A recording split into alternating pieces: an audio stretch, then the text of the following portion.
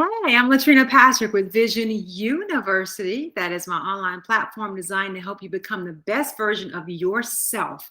And we do that through a mind, body, and spirit approach.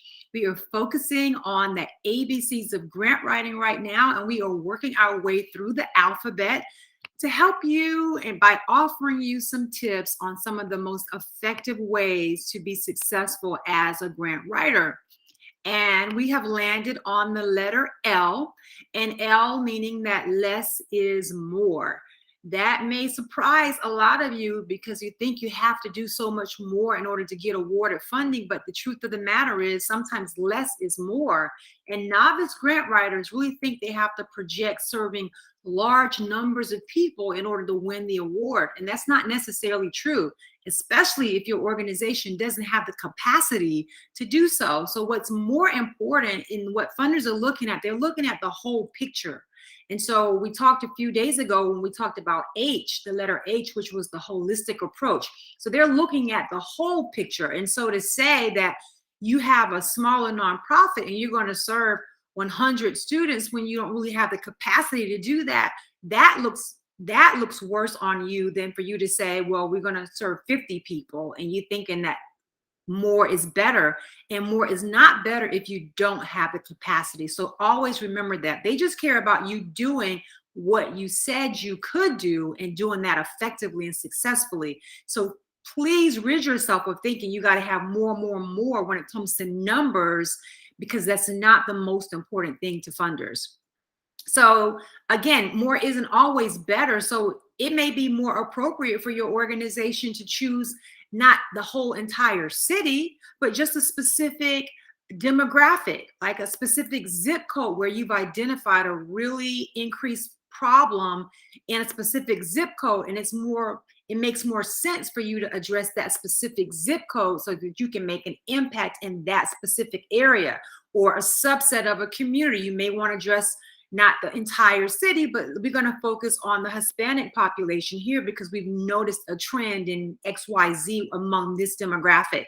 So it's very, very okay and acceptable to really hone in on a very specific group of individuals that you know you can serve and that you know you can serve effectively and successfully.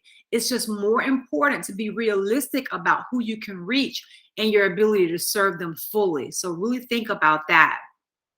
And sometimes when it comes to working with a smaller group, it's better to just pilot a smaller group of people that you can really provide the best services to, get some success with that, prove that you can do it, and then that can help you attract more funding to serve the masses if it's appropriate for you to do that. Because funders care more about effectiveness and being able to get a return on their investment. So they want to be able to show that you can do what you said you can do, that you can do it effectively, and that they could possibly use that to replicate that particular model or that pilot that you've implemented somewhere else in a similar community and get a larger impact that way. So just always look at it from the standpoint of impact, not numbers, so to speak, but impact. Now I will say this, you don't want to have it so small, like they're not going to give you a whole bunch of money and you're just going to work with 10 people. Like that's never going to really work. But just be mindful that it doesn't have to be huge numbers for you to be competitive.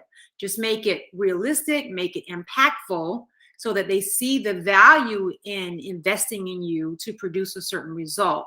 So I hope that helps you to decipher that you can go too small. So, but still make it so that it's enough that you can have an impact at your current level and at your current capacity.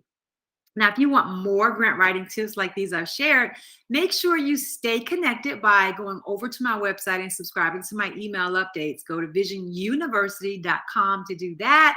You will also get a free ebook once you subscribe on the website, and it's a Help Granted, a beginner's guide to grant writing.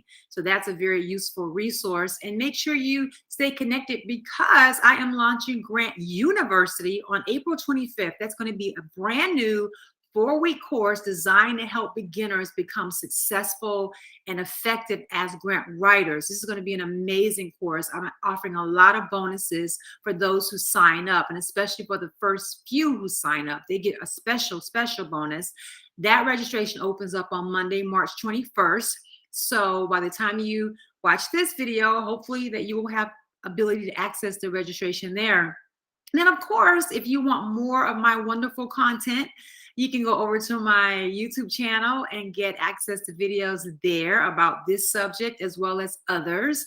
I upload videos 2 to 3 times a week, so you can get consistent content there. Either way, I hope that you will definitely stay connected with me. But in the meantime, I want you to remember, create the vision for the life that you desire and you deserve, because you are the only one who can.